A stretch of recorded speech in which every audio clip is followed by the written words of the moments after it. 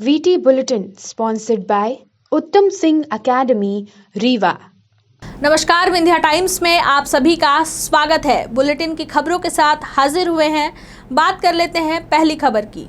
रीवा जिले के युवाओं के हक और अधिकार के लिए रीवा के समाज सेवियों ने अब मुहिम छेड़ दी है। पिछले दिनों बिजली विभाग के आउटसोर्स कर्मचारी पवन तिवारी जब हादसे का शिकार हुए तब उनकी मदद के लिए पूरे विंध्य क्षेत्र के लोग सामने आए थे और तब से ही एक मांग उठने लगी। विभिन्न क्षेत्र के युवाओं के साथ हो रहे शोषण के खिलाफ आवाज उठनी चाहिए।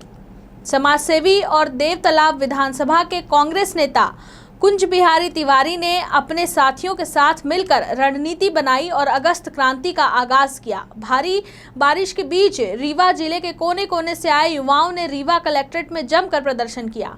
विंध्य क्षेत्र के युवाओं के हक और अधिकार के लिए आवाज बुलंद की। आउटसोर्स कर्मचारियों का प्राइवेट कंपनियों द्वारा शोषण कोई नई बात नहीं है। उसी के खिलाफ तमाम समाज सेवी राजनीतिक लोग दलगत राजनीति से ऊपर उठकर विंध्य क्षेत्र के युवाओं के हक और अधिकार के लिए आगे आए हैं।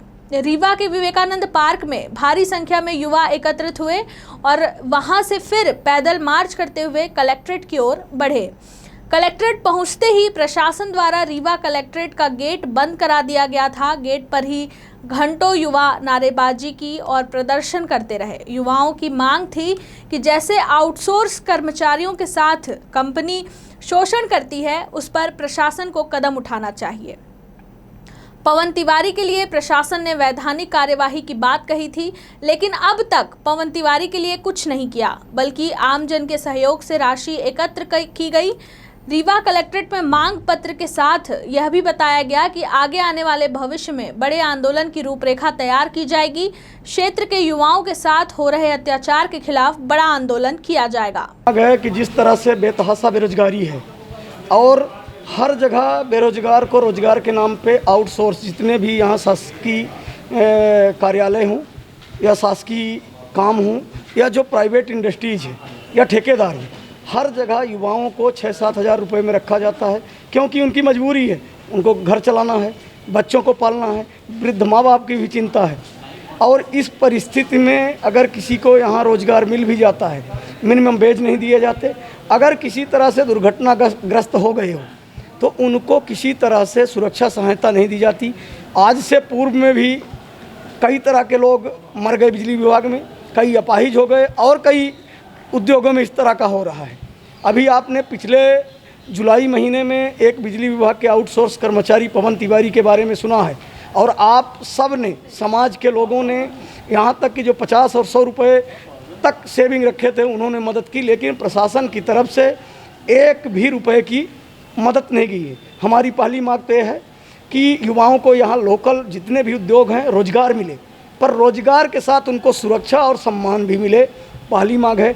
दूसरी मांग है कि जिस दिन दुर्घटना हुई पवन तिवारी की, संबंधित कंपनी और संबंधित विभाग के लोग उसको छोड़ के भाग गए। पवन तिवारी का हस्ताक्षरित पत्र FIR के लिए नई गढ़ी थाने में दिया गया, लेकिन किसी पे भी आज तक FIR नहीं हुई। उसका बहुत बड़ा कारण है कि एक ट्रिक डिटेक्टिव कंपनी है जिसकी मैनेजमेंट, जो मैनेजिंग डायरेक्टर की टीम है, 2000 करोड़ रुपए उन्होंने अपना ITR शो किया है। जो 2000 करोड़ की कंपनी इस तरह का काम कर रही है और अपने पीड़ित कर्मचारी को मेडिकल सुविधा तक न दे, ये बहुत शर्म की बात है। तीसरा सवाल है कि यहाँ के प्रशासन के ऊपर क्या ऐसा दबाव है, क्या ऐसी परेशानी है कि पवन तिवारी के जीवन को बचाने के लिए, पवन तिवारी जैसे युवाओं को बचाने के लिए कोई प्रयास नहीं किया गया, लेकिन ट्रिक डिटेक्टिव जैसे मगरमच्छ को बचाने के लिए पूरा यहाँ का रीवा का तंत्र लगा हुआ है, जिस कारण से उस पर आज तक FIR नहीं। हमारी मांग है कि इस तरह आउटसोर्स जो लड़के हैं, जो प्राइवेट काम करते हैं, उनको जो एग्रीमेंट के हिसाब से और सेफ्टी नॉर्म के हिसाब से इक्विपमेंट है वो सारे प्रोवाइड कराए जाएं। अगर कोई कंपनी, कोई ठेकेदार सेफ्टी इक्विपमेंट्स नहीं देता, उसके ऊपर तत्काल FIR हो। और जितने भी दोषी, अब बात तो ये नहीं है कि दोषी कौन कौन थे, आज तक FIR ना होने के लिए जिन जिन आदमियों ने प्रयास किया कि FIR ना हो, संबंधित सभी के ऊपर FIR होनी चाहिए। नहीं, आज 9 अगस्त क्रांति है, 15 अगस्त को हर घर से एक युवा निकलेगा और इन 6 दिन में अगर FIR नहीं होती, ट्रिक डिटेक्टिव का जो स्वर्ण सलारिया है, जो बहुत बड़ी पार्टी का बहुत बड़ा नेता है, उसकी नेतागिरी अपनी जगह है। हमारे रीवा के युवाओं की ज़िंदगी हमारे लिए महत्वपूर्ण है। वो कितना बड़ा है, कोई अभी कलेक्टर साहब से क्या बात हुई, क्या आश्वासन? कलेक्टर साहब ने आश्वासन दिया है कि मैं सुरक्षा के संबंध में तत्काल करता हूं, और एक उनसे हमने मांग की है कि आप सरकार तक ऐसा, और ये हम सब की जो मांग है पहुंचाइए कि जब हर तरफ प्राइवेटेशन हो रहा है, सारी कंपनी प्राइवेट हो रही हैं और युवा प्राइवेट में ही काम करेगा, उसके जीवन रक्षा के लिए क्या प्रयास किया जाए। उन्होंने बोला मैं पत्र लिखूंगा। उन्होंने बोला है स्वतः संज्ञान लेके सेफ्टी इक्विपमेंट नहीं थे तो क्यों नहीं है, उसको करेंगे। और उन्होंने बोला है कि हम FIR करवाएंगे। अब वैसे ये 4-5वीं बार हम लोगों की कलेक्टर साहब से मुलाकात हो चुकी है। अभी आज से 15 दिन पहले 16 तारीख को 15-20 दिन पहले आपने देखा कि हाँ हम लोग आमरण अनशन बैठे थे।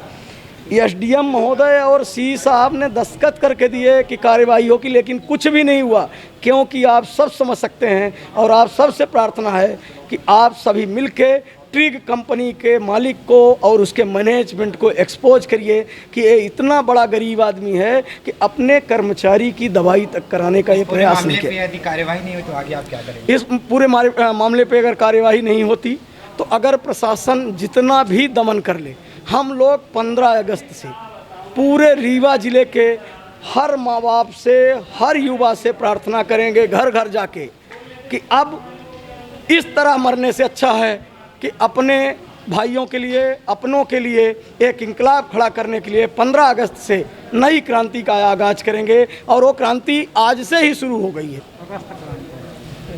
बात कर लेते हैं दूसरी खबर की। जिले में लगातार महिला अपराध के मामले तेजी से बढ़ते जा रहे हैं। ताजा मामला मऊगंज थाने की पन्नी बाईपास का है, जहां बदमाशों ने एक बार फिर महिला को निशाना बनाया है। बदमाशों ने चलती बाइक से महिला का पर्स छीन लिया और इस छीना झपटी में महिला बाइक से नीचे गिर गई, जिससे उसके सर पर गंभीर चोट आई है और उपचार के दौरान 17 टांके लगे हैं। बता दें, पलक झपकते ही बदमाशों ने घटना को अंजाम देकर फरार हो गए।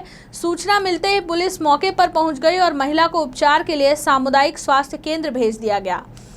इस घटना की सूचना मिलने के बाद तत्काल हाईवे के सभी थाने हरकत में आ गए हैं। पुलिस ने युवाओं को पकड़ने के लिए नाकाबंदी कर दी है। हालांकि बदमाशों का अभी तक कोई पता नहीं चल पाया है। बात कर लेते हैं तीसरी खबर की।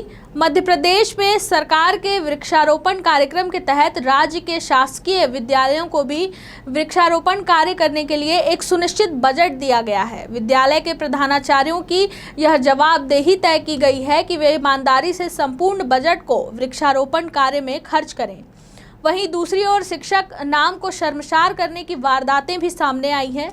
रीवा जिले की मऊगंज तहसील के ग्राम बहेरा डाबर की शासकीय हाई स्कूल के प्रधानाचार्य का एक बहुत ही घृणित कार्य का वीडियो वायरल हो रहा है, जिसमें उन्होंने वृक्षारोपण कार्य की जगह पर गांव के आम के पेड़ों की टहनियों को तोड़कर केवल फोटो खिंचाने के लिए और वृक्षारोपण कार्य का पैसा बचाने के लिए वृक्षों की जगह टूटी हुई टहनियों को लगा दिया है। जब वहां मौजूद लोगों ने इस कृत्य का वीडियो बनाकर जन सामान्य के बीच वायरल किया तो इसकी जानकारी होते ही प्रधानाचार्य नागेंद्र पांडे ने आनन फानन में उन टहनियों को उखाड़ कर फेंक दिया और वहीं आसपास उगे हुए पेड़ों को लगा दिया। बात कर लेते हैं चौथी खबर की। 9 अगस्त को विश्व आदिवासी दिवस पर युवा कांग्रेस के स्थापना के अवसर पर मध्य प्रदेश युवा कांग्रेस के अध्यक्ष विक्रांत भूरिया के आह्वान पर सीधी में विश्व आदिवासी दिवस मनाया गया।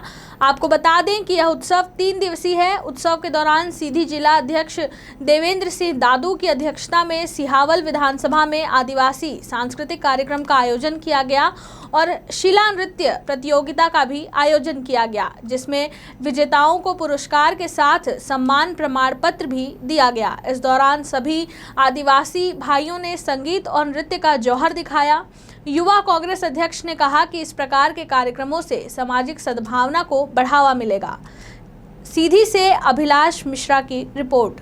बात कर लेते हैं पांचवी खबर की। मानसून के दस्तक ने एक बार फिर लोगों की मुसीबतें बढ़ा दी हैं। नदी नाले उफान पर हैं, सड़कों पर भी जल जमाव की स्थिति बनी हुई है, जिससे सड़कों पर जाम की स्थिति रहती है। सिंगरौली जिले के रजमिलान सरई मार्ग पर सुबह से जाम लगा हुआ था। सड़क पार करते समय 2 बाइक सवार फंस गए, जिन्हें पुलिस कर्मियों ने अपनी जान जोखिम में डालकर बाहर निकाला। सिंगरौली में कल शाम से बारिश हो रही है और बारिश के जिले में चारों तरफ तबाही मचाई है। बारिश की वजह से छोटे बड़े सभी नदी नाले अपने सबाब पर हैं। आज सुबह से रजमिलान सरई मुख्य मार्ग पर स्थानीय नदी के ऊपर से पुल का पानी का बहाव तेज हो गया, जिससे सरई के रास्ते सीधी जाने वाले सैकड़ों लोग नदी के बाहर फंसे हुए हैं। पुल पार करते समय पानी का बहाव इतना तेज होने लगा कि युवाओं की बाइक फंस गई, जिससे हंगामा हो गया, जिन्हें पुलिस जवानों ने बाद में बचा लिया है।